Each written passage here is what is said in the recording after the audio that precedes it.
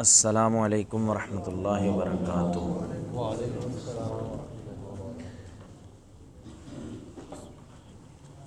احمدہ و اصلی علی رسولہ الکریم، اما بعد۔ سورۃ النساء آیت نمبر 24،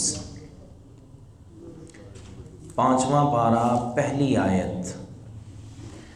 فاعوذ باللہ السمیع العلیم من الشیطان الرجیم، والمحصنات من النساء الا ما ملكت ايمانكم کتاب اللہ علیکم واحل لكم ما وراء ذلكم ان تبتغوا باموالكم محصنین غیر مصافحین فما استمتعتم به منهن فآتوهن اجورهن فریضا ولا جناح علیکم فیما تراضیتم به من بعد الفریضہ ان اللہ کان علیما حکیما۔ والمحصنات من النساء، اور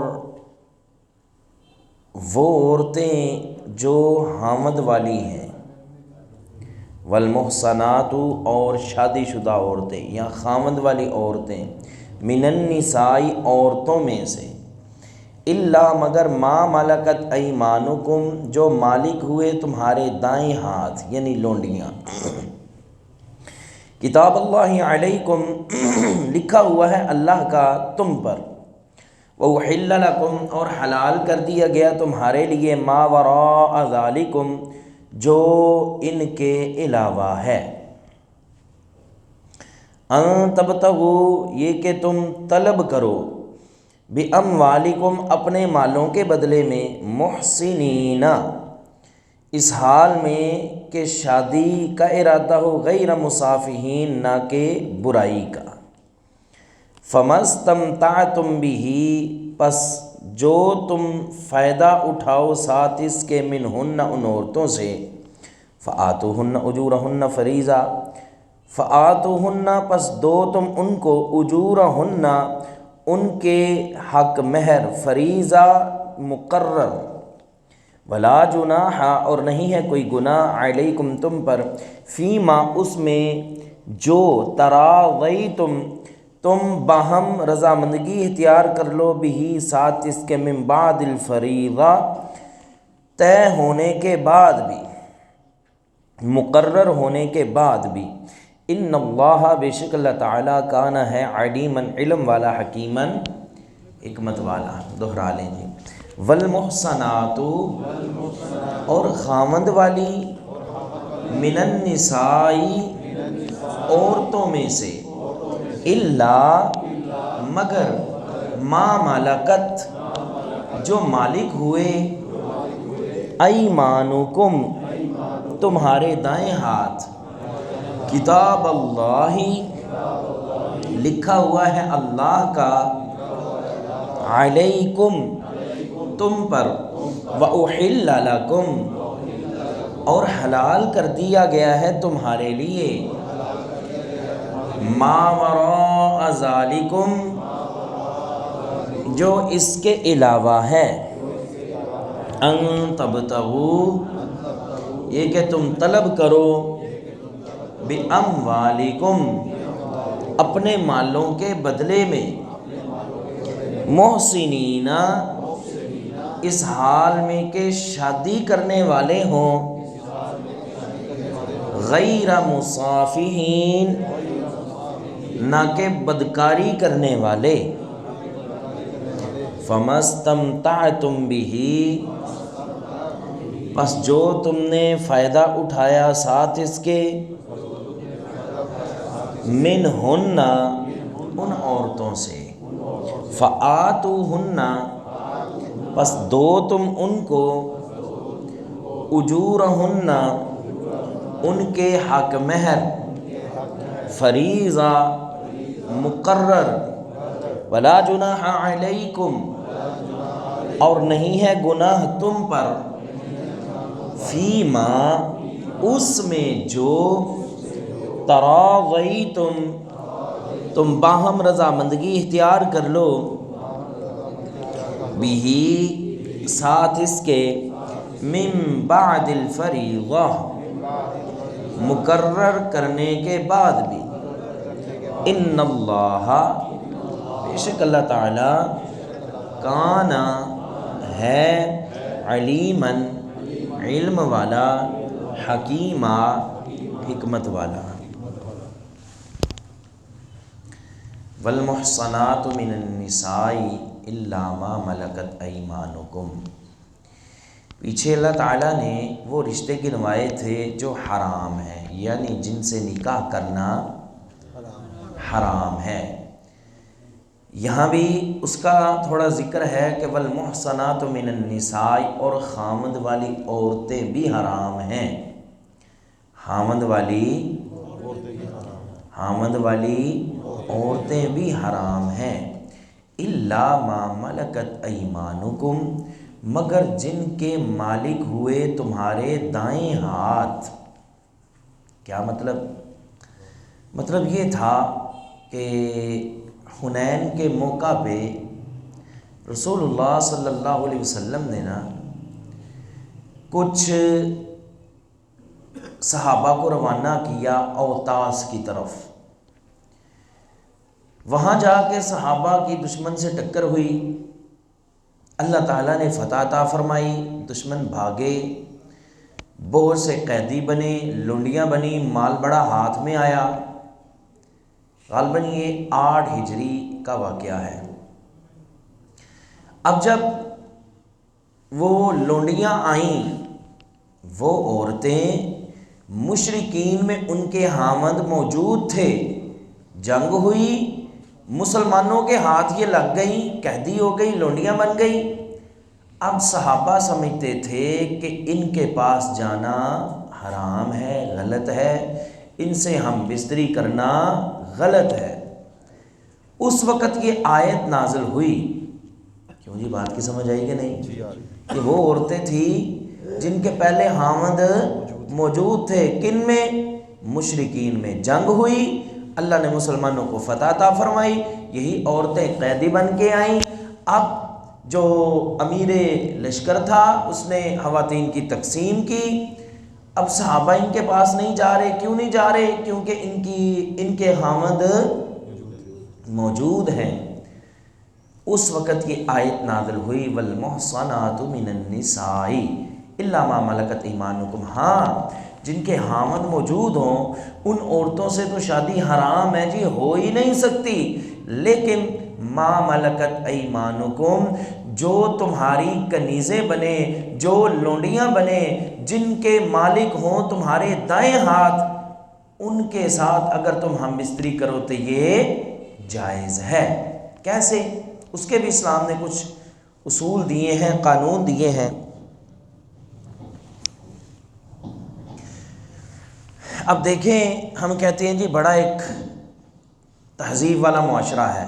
آج کوئی قوم فاتح بنتی ہے تو جو قوم مغلوب ہوتی ہے ان کے قیدیوں کو ایک ہی جگہ پہ جمع کر دیا جاتا ہے، اور کیا ہے، ہر فوجی کو اجازت ہے جی جہاں پہ جائے جیسے مرضی جا کے وہ جو ہے وہ ہم بستری کرے۔ یہ زنا ہے، یہ بالکل بے حیائی والا معاملہ ہے۔ اسلام نے دیکھیں کتنے پیارے اصول دیے، قانون دیے۔ لونڈیاں بن کے آ گئی، آپ پاس نہیں جا سکتے، الا ما ملکت ایمانکم، حالانکہ تقسیم ہو چکی ہے۔ وجہ کہ مشرکین میں ان کے خاوند موجود ہیں، اگرچہ اب یہ لونڈیاں بن کے آئی ہیں۔ اب اسلام نے ہمیں کہا کہ ایک حیض تک انتظار کرنا ہے۔ کتنی دیر تک؟ استبراء اسے کہتے ہیں، استبراء۔ ایک حیض تک انتظار کرنا ہے تاکہ پتہ چل جائے کہ پچھلے حامل سے کوئی اولاد والا معاملہ تو نہیں ہے۔ اگر کوئی عورت حاملہ ہوگی تو وضع حمل تک انتظار کرنا ہے، مالک بھی اس عورت کے پاس جا سکتا نہیں۔ یہ اسلام نے ہمیں قانون دیا، الا ما ملکت ایمانکم، مگر وہ عورتیں جن کے مالک ہوئے تمہارے دائیں ہاتھ، مطلب تمہاری لونڈیاں بن گئی، تم ان کے آقا بن گئے، اگرچہ ان کے شوہر مشرکین میں موجود ہیں، لیکن جب اللہ تعالیٰ نے مسلمانوں کو فتح دی، یہ لونڈیاں بن گئی، اب ان کے نکاح ختم، صرف ایک حیض انتظار کرنا ہے، یا اگر حاملہ ہے تو وضع حمل تک انتظار کرنا ہے، اس کے بعد مالک جو ہے وہ قریب جا سکتا ہے۔ کتاب اللہ علیکم، کہ اللہ کا تم پہ ایسے ہی لکھا ہوا ہے۔ وَأُحِلَّ لَكُم مَّا وَرَاءَ ذَلِكُمْ، اور حلال کر دیا گیا ہے تمہارے لیے جو بھی اس کے علاوہ ہیں۔ یہ جو پیچھے رشتے اللہ نے بتائے ہیں نا، وہ سارے کے سارے حرام ہیں۔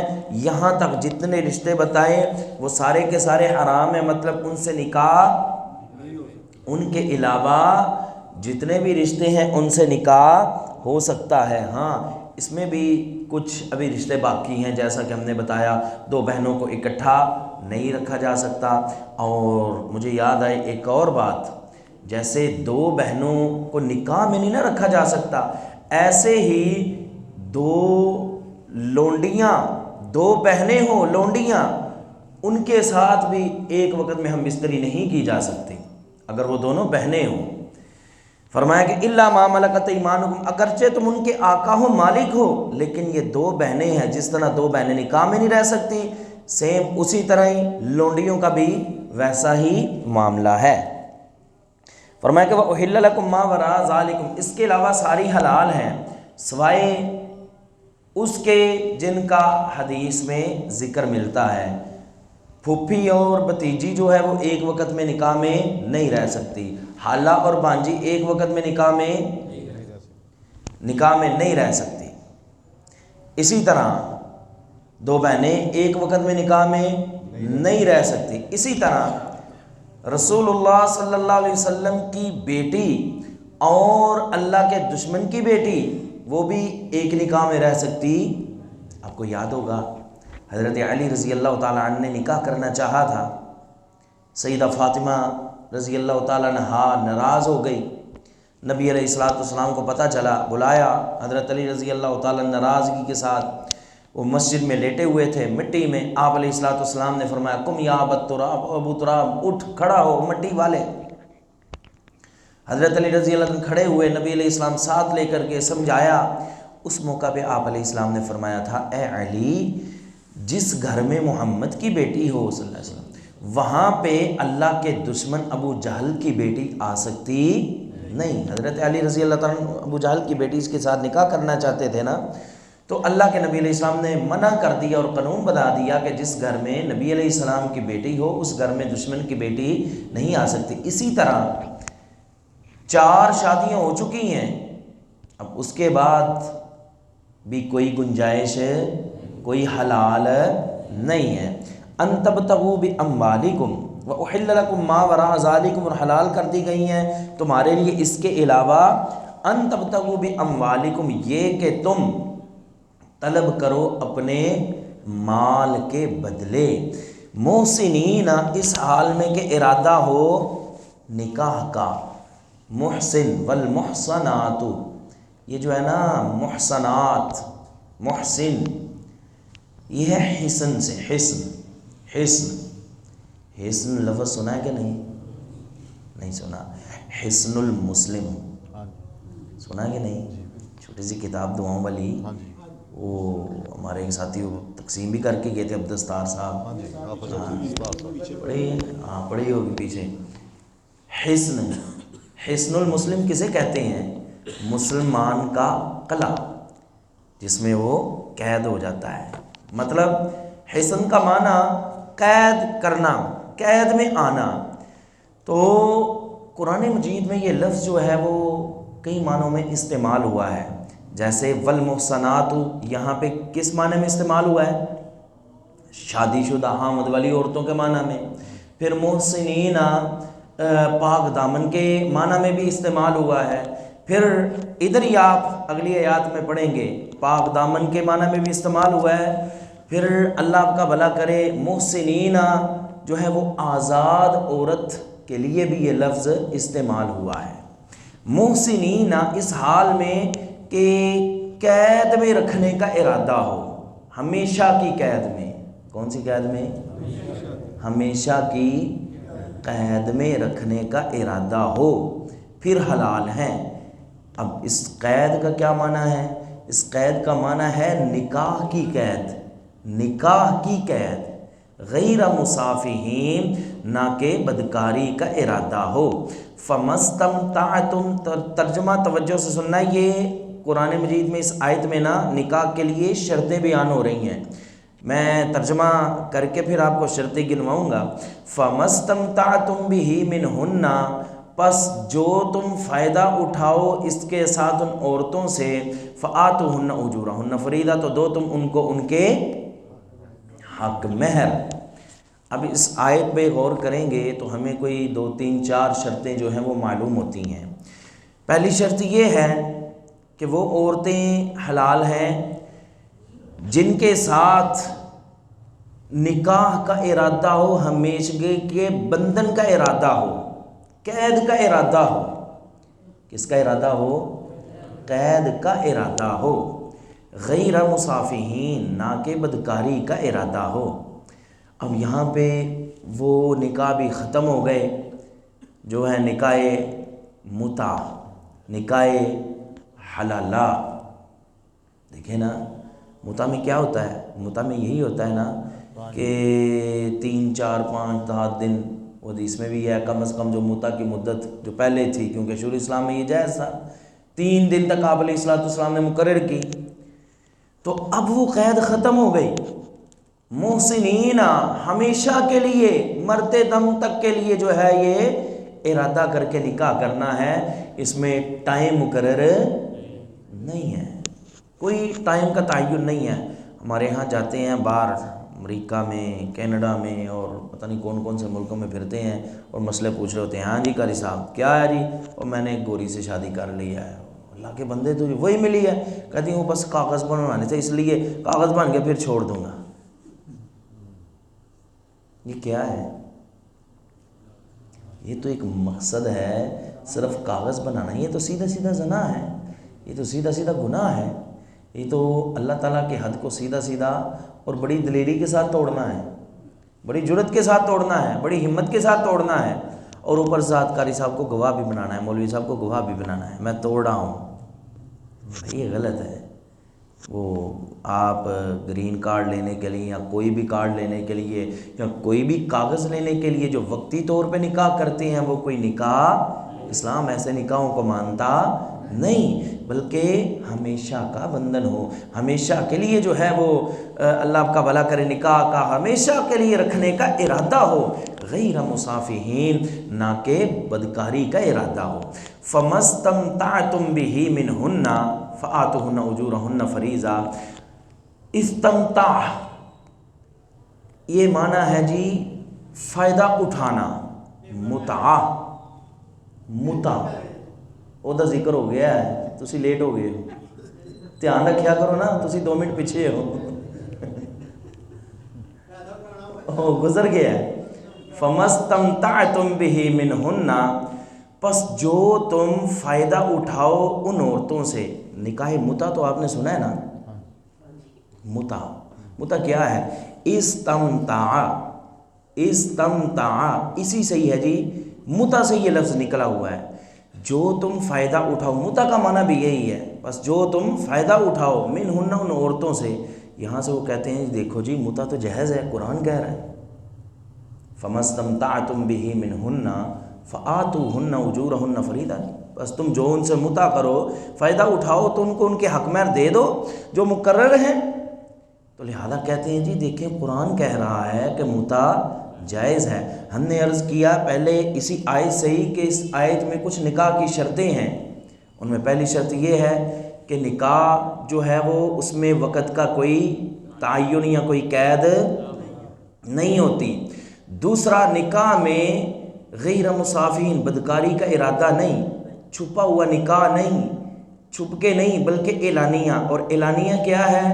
کم از کم 2 گواہ مرد ہوں، اگر 2 گواہ مرد نہیں تو 2 عورتیں اور 1 کیوں جی، بات کی سمجھ آ گئی؟ دوسری شرط ہے، اور دوسری شرط کے ساتھ یہ بھی جان لیں کہ ولی کا ہونا بھی لازمی ہے۔ آپ علیہ السلام کا فرمان ہے لا نکاح الا بولی، ولی کے بغیر کوئی بھی نکاح نہیں۔ من نکحت بغیر اذن ولیہا، جس عورت نے اپنے ولی کی اجازت کے بغیر نکاح کیا، فنکاحہا باطل فنکاحہا باطل فنکاحہا باطل، آپ علیہ السلام نے فرمایا وہ نکاح باطل ہے، باطل ہے، وہ نکاح باطل ہے۔ تو ولی اور گواہ ان کا موجود ہونا لازمی ہے۔ تیسرا حق مہر، حق مہر، حق مہر جو ہے وہ مقرر کیا جائے۔ فرمایا فَمَسْتَمْتَعْتُمْ بِهِ مِنْهُنَّ فَآتُوهُنَّ أُجُورَهُنَّ فَرِيضَةً، جو تم نے وہ مہر مقرر کیا تو دو ان کو ان کا حق مہر، کس کے بدلے؟ فَمَسْتَمْتَعْتُمْ بِهِ مِنْهُنَّ، جو تم نے ان سے فائدہ حاصل کیا ہے۔ یہی نکاح متع ہے۔ ہم نے کہا متع میں وقت کا تعین ہوتا ہے، جبکہ اب جو نکاح ہے قیامت تک کے لیے اس میں وقت کا تعین نہیں ہے۔ اور یہ بات بھی جان لیں کہ یہ کوئی 2-3 دفعہ مجبوری کی حالت میں آپ علیہ السلام نے متع کی اجازت دی تھی، جنگوں کے موقع پہ، مختلف غزوات کے موقع پہ۔ لیکن آپ علیہ السلام نے جب وہ حجۃ الوداع کے موقع پہ وہ خطبہ ارشاد فرمایا، اور وہاں پہ آپ علیہ السلام نے جو ارشاد فرمایا وہ یہ تھا کہ اس نکاح کو اب اللہ تعالیٰ نے قیامت تک کے لیے حرام کر دیا ہے۔ جن لوگوں کے پاس متع کی عورتیں موجود ہیں فوراً ان کو چھوڑ دیں، ان سے الگ ہو جائیں۔ اگر ان کو کچھ مال دے دیا ہے وہ واپس نہیں لینا، اگر طے کیا ہے تو دے دیں، اور ان عورتوں سے الگ ہو جائیں۔ کیوں؟ کیونکہ اب اس نکاح متع کو اللہ نے قیامت تک کے لیے، عبداللہ بن عباس رضی اللہ تعالیٰ عنہ کے متعلق آتا ہے کہ ان تک اس کی منسوخیت نہیں پہنچی تھی، لیکن جان لیں کہ عبداللہ بن عباس رضی اللہ تعالیٰ عنہ وہ بھی اضطراری مجبوری کی حالت میں جائز سمجھتے تھے، ورنہ نہیں۔ اور حضرت عمر رضی اللہ تعالیٰ عنہ تو اس کے متعلق بڑے سخت تھے۔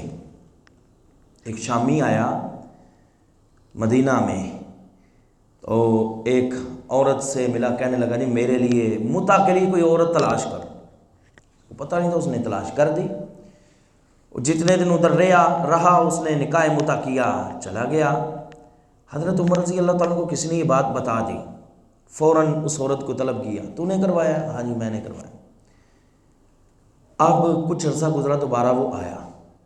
حضرت عمر نے بڑی سختی کی کہ اب جب دوبارہ آئے تو مجھے ضرور بتانا۔ اب وہ آیا دوبارہ اور پھر کہنے لگا میرا کسی سے نکاح متع کروا دو۔ اس نے فوراً جا کے حضرت عمر رضی اللہ تعالیٰ کو بتایا کہ ایسے ایسے، وہی شامی آیا، اس کو بلایا، فرمایا ہاں بھائی کیا معاملہ ہے تمہارا؟ کہا جی نکاح متع کے لیے آیا ہوں۔ کہا تجھے اس سے پہلے کسی نے منع نہیں کیا؟ وہ کہنے لگا میں نبی علیہ السلام کے دور میں بھی آیا تھا، میں نے یہ نکاح متع کیا تھا، پھر حضرت ابوبکر صدیق رضی اللہ تعالیٰ کے دور میں بھی آیا تھا، میں نے یہ نکاح کیا تھا، اور مجھے تو ایسا کوئی حکم نہیں پہنچا۔ حضرت عمر رضی اللہ تعالیٰ نے فرمایا اگر تجھ تک یہ حکم نہ پہنچا ہوتا تو میں تجھے پتھر مار مار کے سنسار کر دیتا۔ اب دوبارہ جو ہے جس کام آیا وہ کام کر کے چلا جا، دوبارہ یہ نکاح کرنے کی جرت نہ کرنا۔ تو بہرحال یہ جو نکاح ہے یہ منسوخ ہو چکا ہے، ختم ہو چکا ہے۔ اب جو بھی نکاح ہے اس میں سب سے پہلی چیز وقت کا کوئی تعین نہیں۔ جب نکاح کرنا ہے تو کس لیے کرنا ہے؟ ہمیشہ کے لیے۔ ہاں بعد میں اللہ کو جیسے منظور نہیں معاملہ بنتا یا نہیں چلتی یا دونوں کے جو ہیں وہ دل نہیں ملتے، وہ اللہ تعالیٰ کے ساتھ معاملہ ہے، لیکن نکاح کے وقت ہی اپنا ذہن جو ہے وہ خراب نہیں کرنا۔ اسی طرح حلالہ میں بھی کیا ہوتا ہے؟ حلالہ میں بھی یہ ہے جی 1 دن کا نکاح ہے، کس لیے کہ بس حلال کرنے کے لیے کہ اپنے پہلے خاوند کے لیے حلال ہو جائے۔ لعن اللہ المحلل والمحللات، فرمایا کہ لعن اللہ المحلل والمحلل لہ، اللہ کرنے والے کروانے والے دونوں پہ اللہ کی لعنت ہے۔ اور بھائی اللہ کی لعنت لے کے کیسے تم اپنے گھروں کو بسا سکتے ہو؟ اللہ کی لعنت لے کے کیسے تم اپنے گھروں کو بسا سکتے ہو؟ بھلا اس حدیث کا انکار ہے؟ اور آپ کیا سمجھتے ہیں کہ ان مولویوں کو اس حدیث کا نہیں پتہ؟ بڑی اچھی طرح پتہ ہے۔ ایک بہت بڑا پاکستان کا بہت بڑا نامور عالم مناظر اور محقق اور محدث اور پتہ نہیں کیا کیا ہے، وہ اس حدیث پہ بحث کر رہے تھے، کہنے لگے جی یہ بات درست ہے کہ اللہ نے لعنت کی ہے حلالہ کرنے والے، اور جس کے لیے حلالہ کیا جا رہا ہے اس پہ اللہ نے لعنت کی ہے، ہمیں کوئی شک نہیں، نبی علیہ السلام کی حدیث ہم مانتے ہیں، لیکن بات یہ ہے کہ اس سے ان کا گھر جو بس جاتا ہے نا، چھوٹا سا غلط کام کر کے گھر تو بس جاتا ہے نا، گھر تو سدھر جاتا ہے نا۔ ہم نے کہا اللہ کی لعنت لے کے نہ کوئی گھر بستا ہے نہ اس کی دنیا بستی ہے، دنیا بھی تباہ ہو جاتی ہے، آخرت بھی تباہ ہو جاتی ہے، بھئی کچھ نہیں بچنے والا۔ لہذا اس آیت کی روح سے نہ ہی نکاح حلالہ جو ہے وہ درست ہے، نہ ہی متع درست ہے۔ فَمَسْتَمْتَعْتُمْ بِهِ مِنْهُنَّ فَآتُوهُنَّ أُجُورَهُنَّ فَرِيضَةً، پس جو تم نے فائدہ لیا ساتھ اس کے ان عورتوں سے، فَآتُوهُنَّ أُجُورَهُنَّ فَرِيضَةً، پس دو تم ان کو ان کے حق مہر فریضہ جو مقرر ہے۔ وَلَا جُنَاحَ عَلَيْكُمْ فِي مَا تَرَاضَيْتُمْ بِهِ مِنْ بَعْدِ الْفَرِيضَةِ، اور کوئی گناہ نہیں تم پر اس میں کہ جو باہم آپس میں رضامندی کے بعد جو ہے وہ طے کر لیں، اگرچہ حق مہر مقرر ہو چکا ہے۔ بات یہ ہے کہ شادی کے وقت حق مہر طے ہوا تھا جی 10 لاکھ روپیہ، اب میاں بیوی کی اچھی سیٹنگ ہے، ابھی دیا نہیں تھا، دونوں راضی ہیں، بیوی کہتی ہے کوئی بات نہیں، آپ کے پاس بھی نہیں 10 لاکھ بن رہا، آپ مجھے 5 لاکھ روپیہ دے دیں۔ ہم بھی کہتے ہیں ٹھیک ہے میں کوشش کر کے 5 لاکھ دے دیتا ہوں۔ تو حق مہر کتنا طے ہوا تھا؟ کاغذوں میں کتنا لکھا گیا تھا؟ 10 لاکھ لکھا گیا تھا نا۔ تو اب اگرچہ مہینے بعد 2 مہینے بعد 6 مہینے بعد آپس میں صلح صفائی کے ساتھ، خامند نے مجبور نہیں کیا، تنگ نہیں کیا، پریشان نہیں کیا، بلکہ صلح صفائی کے ساتھ ہی بیوی کو بھی پتہ چلا جی میرا خامند اگرچہ بڑا اچھا ہے لیکن اس کے پیش نہیں جا رہی، وہ بیچارہ اتنے نہیں دے سکتا، وہ کہتی ہے ٹھیک ہے جی آدھا مجھے دے دو یا آدھے سے آدھا دے دو، تو قرآن کہتا ہے وَلَا جُنَاحَ عَلَيْكُمْ، تم پہ کوئی گناہ فیما تراضیتم، اس میں جس میں وہ باہم تم دونوں رضا مند ہو جاؤ، بہی من بعد الفریضہ، فرض ہونے کے بعد، فرض یعنی مقرر ہونے کے بعد بھی اگر میاں بیوی راضی ہو جاتے ہیں حق میں کم کرنے پہ یا آدھا کرنے پہ یا آدھے سے بھی آدھا کرنے پہ یا معاف کرنے پہ، تو کوئی حرج والی بات نہیں ہے۔ ان اللہ کان علیما حکیما، بے شک اللہ تعالیٰ ہے مکمل علم والا، مکمل حکمت والا۔ وآخر دعوانا الحمدللہ رب العالمین۔